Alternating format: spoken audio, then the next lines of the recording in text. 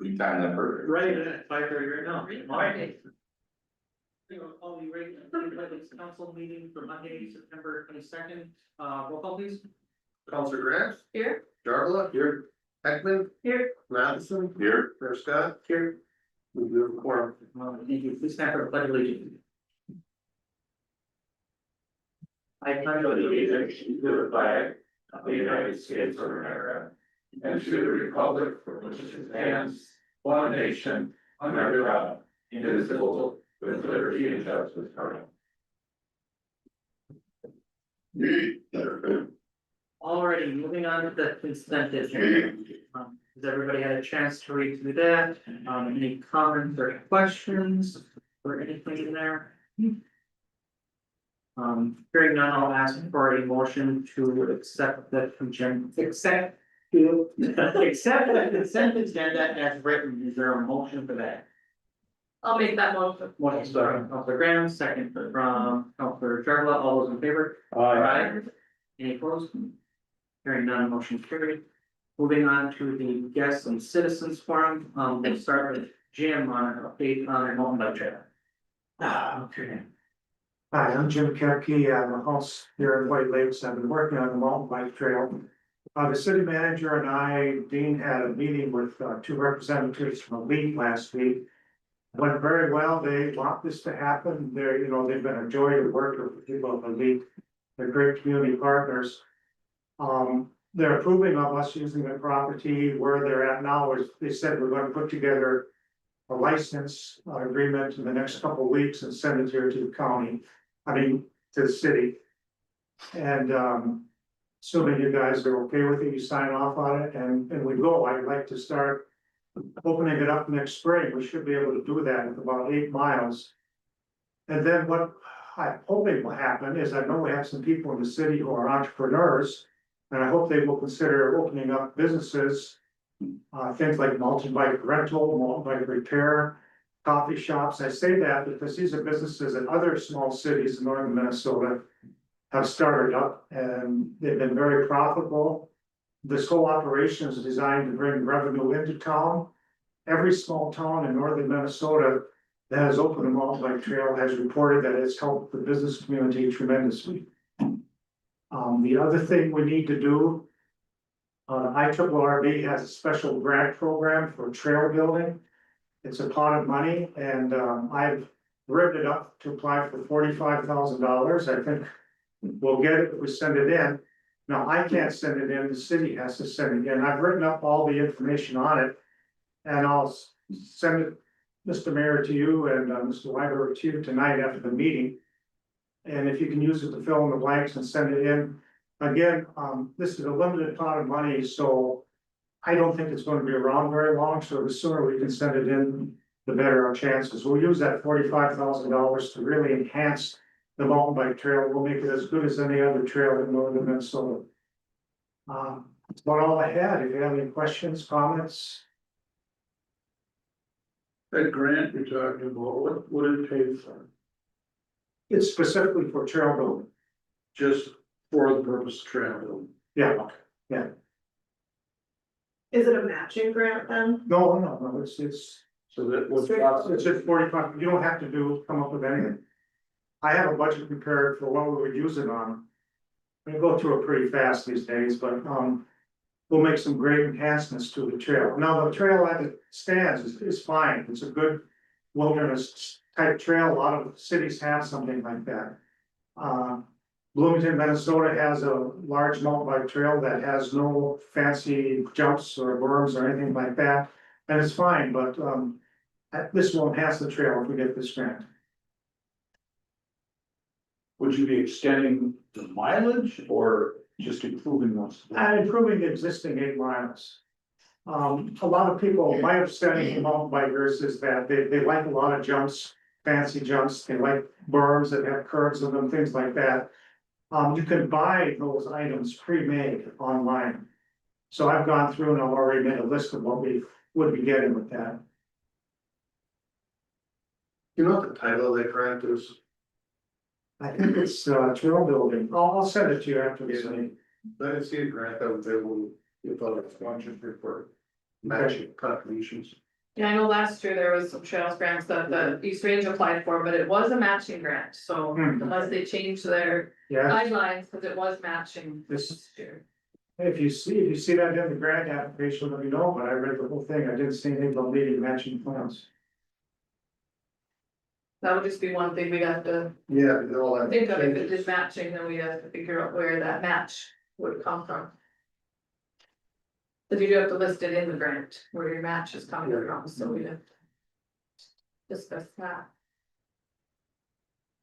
And you said this is something that you would be building or doing the legwork, or what is your? Yeah, it's strictly volunteer work, I'm doing 99% of it. And then we would be the ones to apply for the grant? Yeah, the city has to, I don't want anything to do with. The money, with bringing money in and spending, plus you have to be, city to do it, or some sort of formal organization. I just came up with the idea and I'm just doing the work, the money, I don't want to do it, passing through me. Joel, what does liability look like for like a private resident going and building? Yeah, that's probably not appropriate for the presentation or a meeting, but it's something that we could certainly look into. It's a fiduciary partnership, so that agreement would explicitly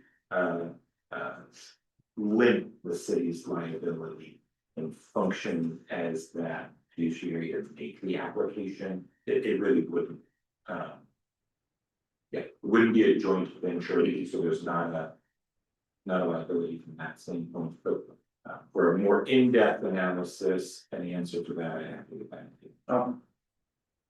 I know we've been the fiscal agent for the snowmobile club and different other groups where it's just a pass through, we hold the funds and then you submit.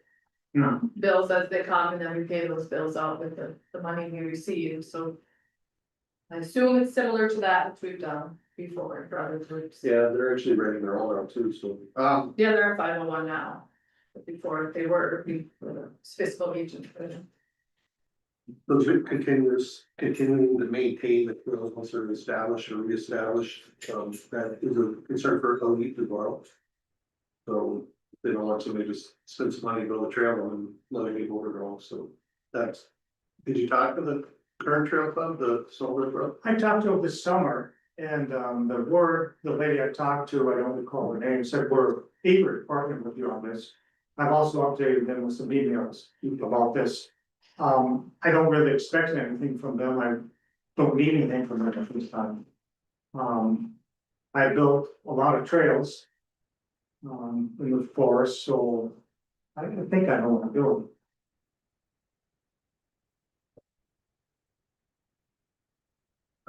Any other questions or comments for Jim?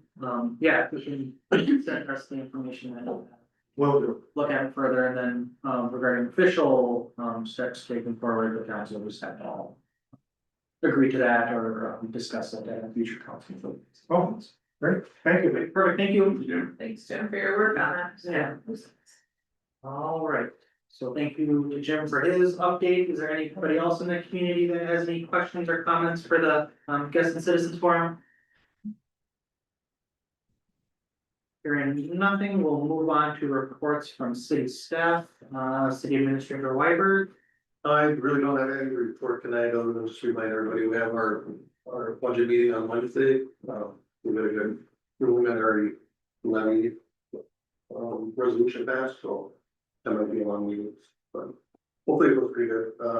Yeah, that's all I have right now. So Wednesday. Okay, 4:30. All right, thank you for that. That looks like just city attorney Woody. I don't have anything tonight. Sound good, thank you.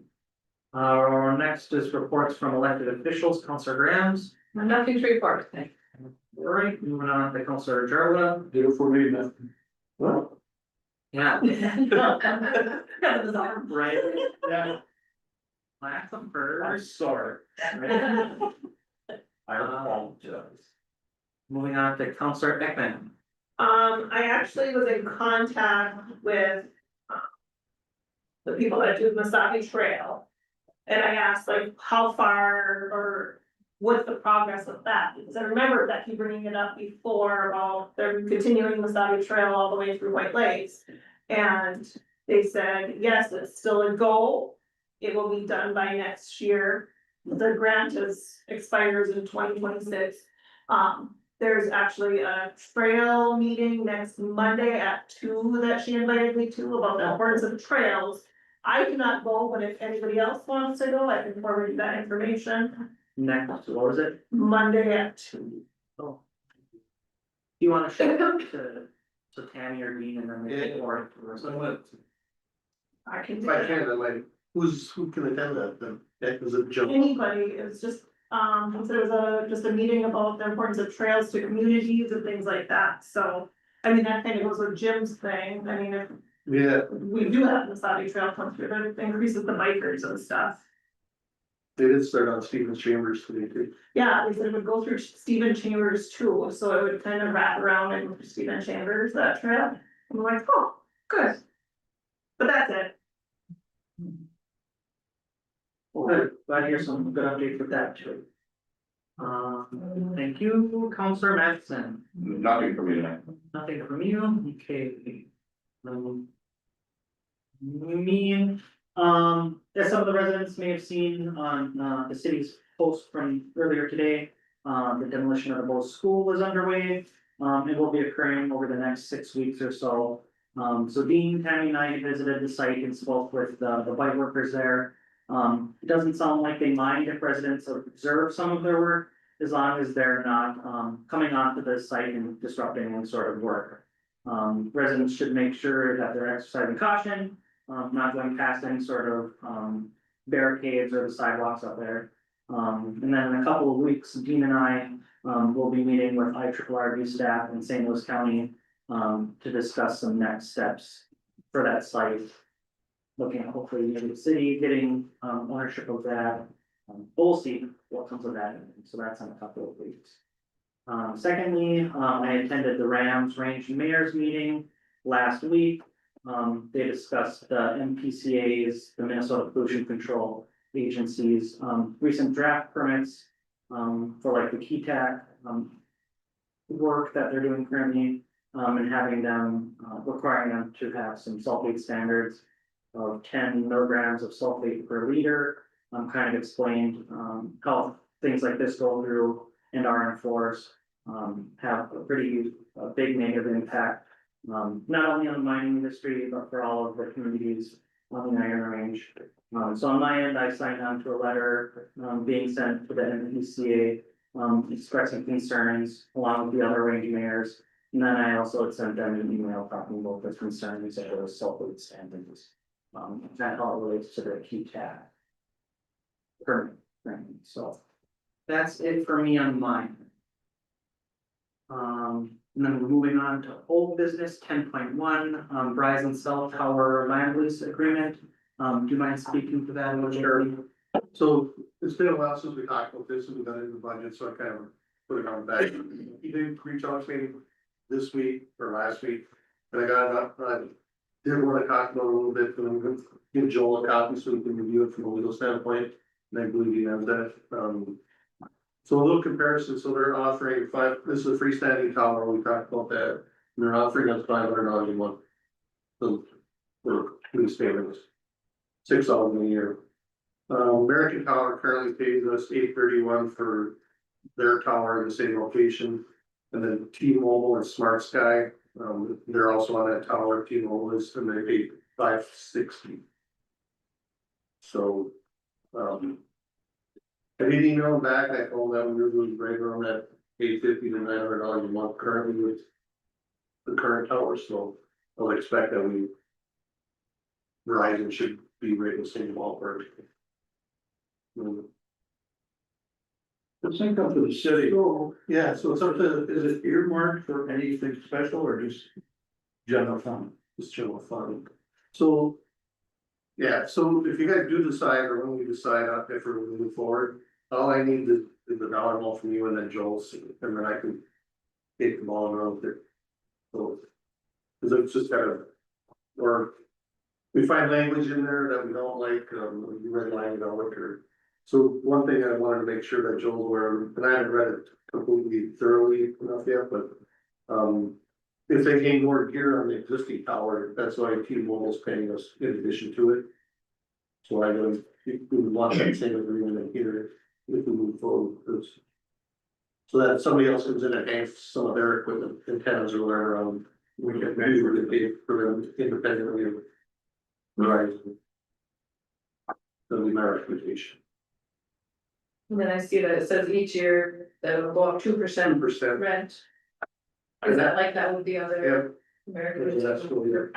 So the original cell tower, it might have been when it was down with the water treatment plant, I think it was 325 a month, so it's kind of, it's creeped up over the years, but. My opinion was 500 over their length, but. I don't know if they're comfortable coming back with you.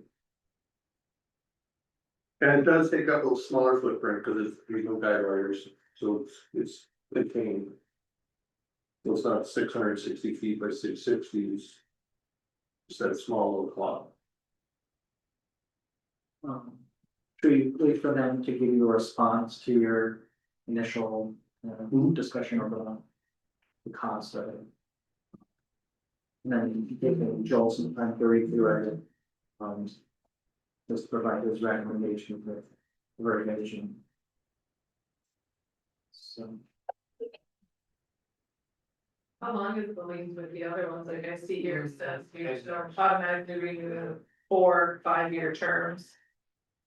I believe the other one's 10 years, I can confirm that, but this is. Yeah, automatically get extended for 4 additional 5-year terms unless either party, Additional partner. yeah, either party wants to terminate it, but neither one does, it just rolls over.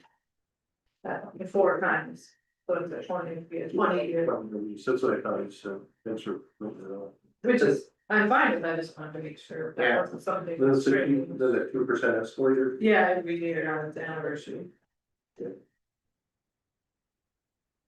And you can see where there's some highlighted places, just I think it's sort of phone numbers and like that. I mean, it looks like they do carry their own insurance, and then, where we're trying to climb the tower and fall, it's not on the city that carry their own insurance. Yeah. it Looks like, so.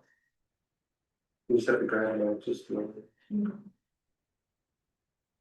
really the only things I noticed that would point out.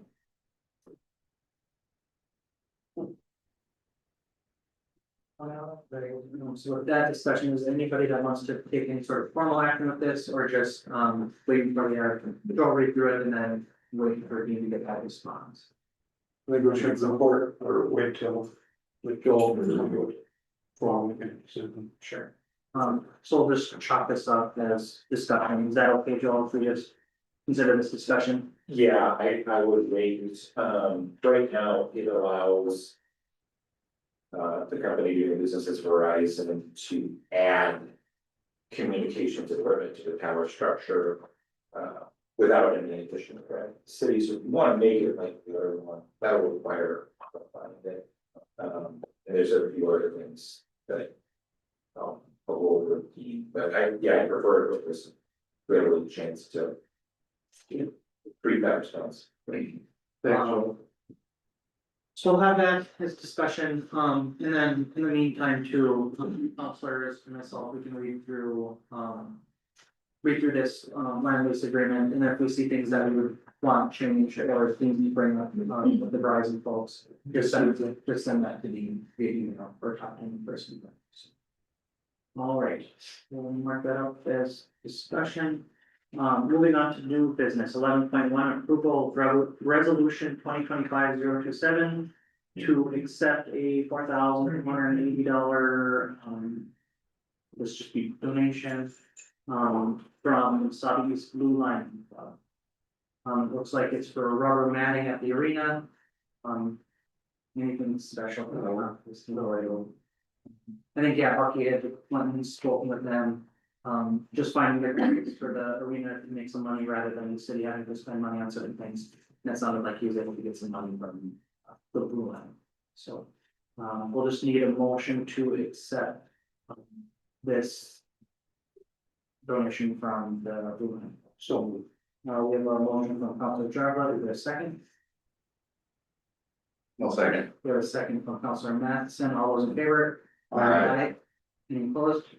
Hearing none, motion carried.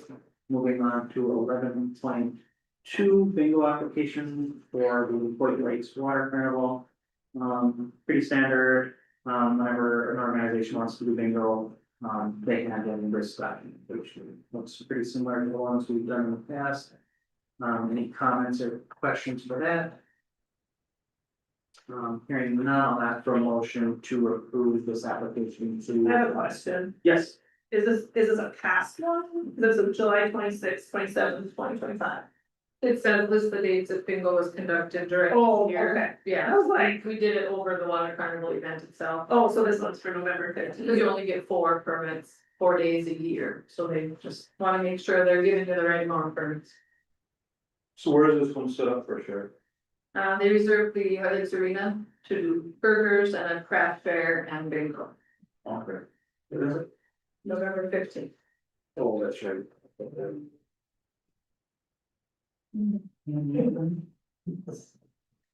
all right, any other comments or questions, for the bingo that they'll be doing at the arena? All right, hearing none, I'll ask for a motion to approve or accept, the application to, conduct them. I'll make that motion. Motion from Councilor Matheson, is there a second? I'll second. Second from Councilor Heckman, all those in favor? Aye. Any opposed?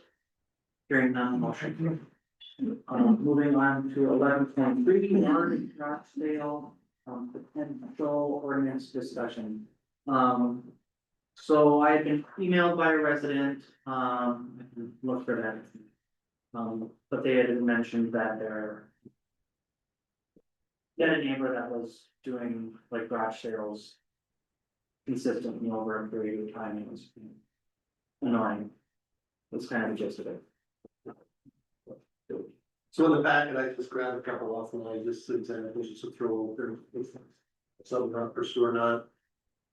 Of course, enforcement's always gonna be. An issue if you do new one. Who's gonna enforce this? Like, Yeah, right. you keep track, like, oh, you had one 3 months ago, you can't have another. That's it. Don't ask me to do it. Yeah. All you to get. No. I mean, I get it, maybe a concern, you know, for someone if they have a neighbor that's constantly doing it, I don't know, I.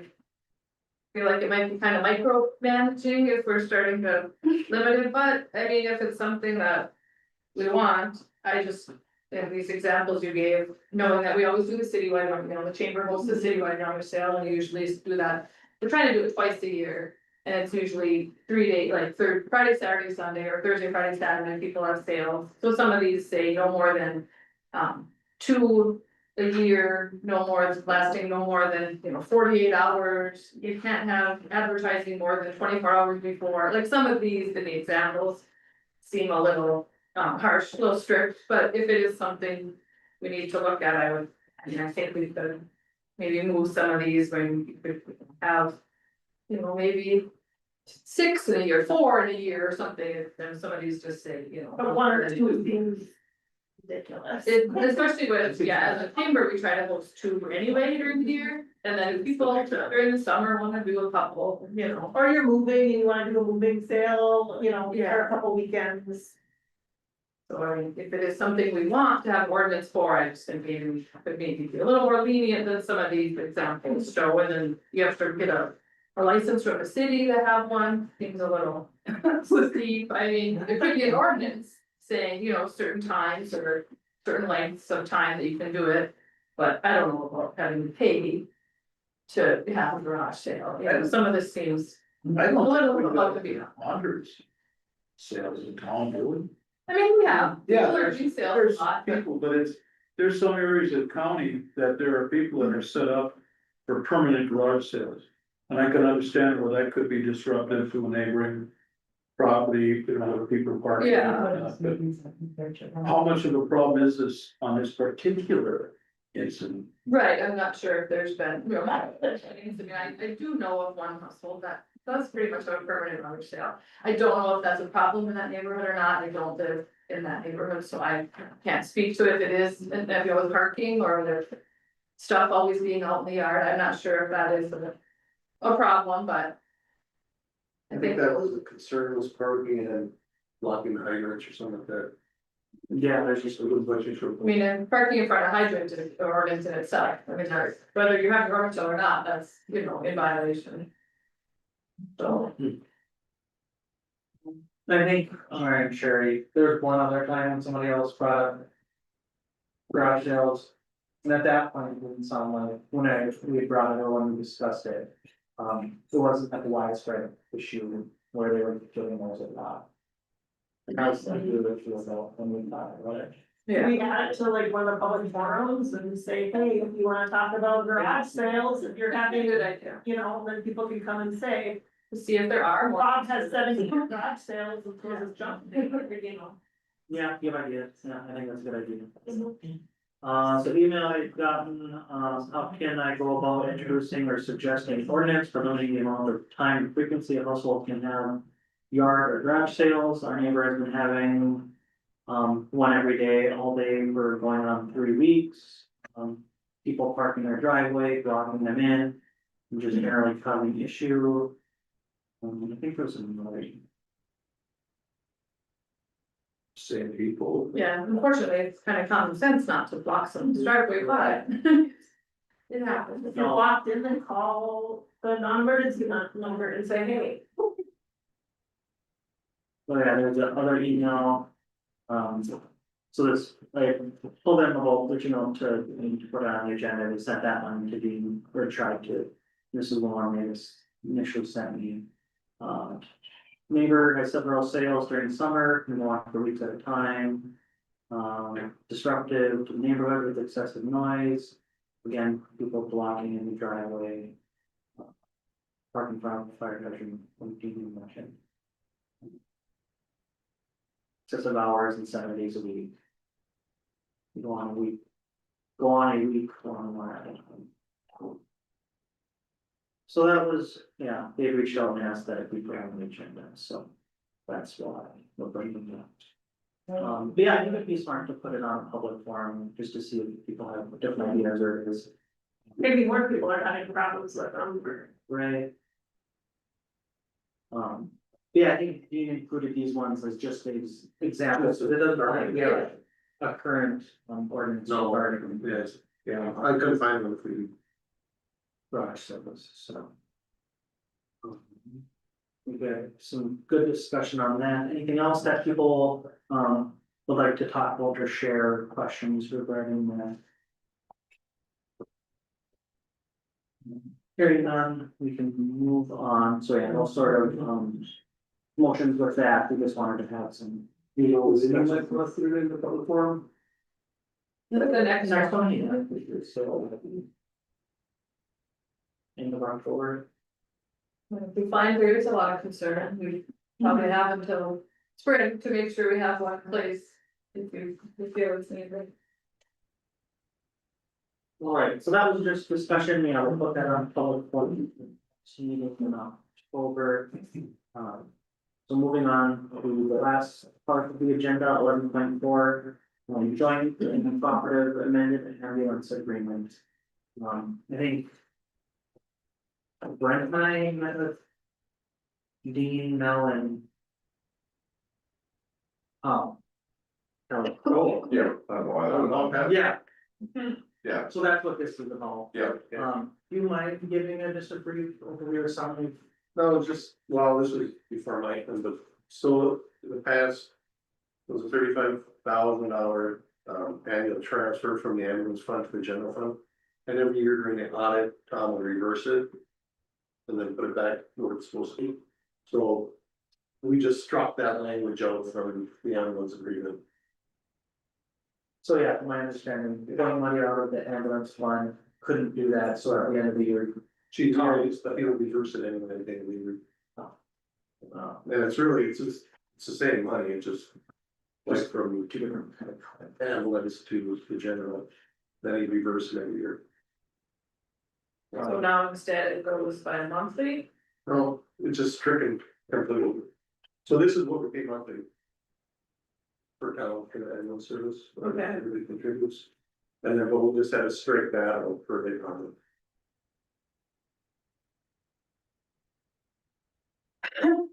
Yeah, I would have assumed that we.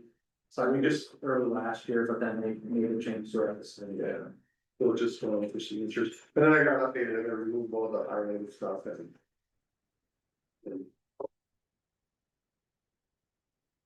he's gonna be starting. Oh, but we follow what he's saying.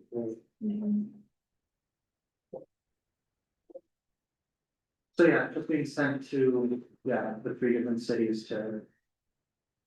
Sign things. And the reason it got brought up now at this point is it's budget time and for work colleagues and the rates are changing next year. I think that's enough.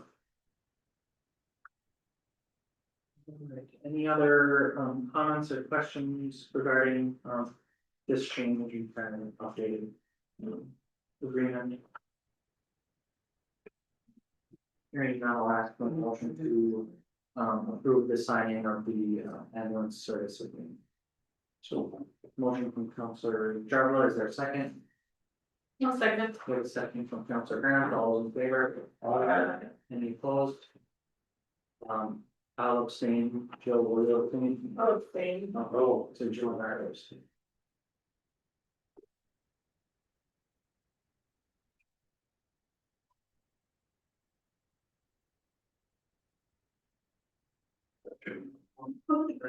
All right, motion carried with that. Then nothing else is on the agenda for tonight, so we'll move towards adjournment. Is there a motion for that? Here.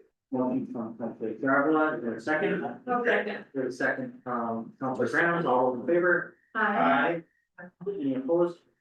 Hearing none, motion carried.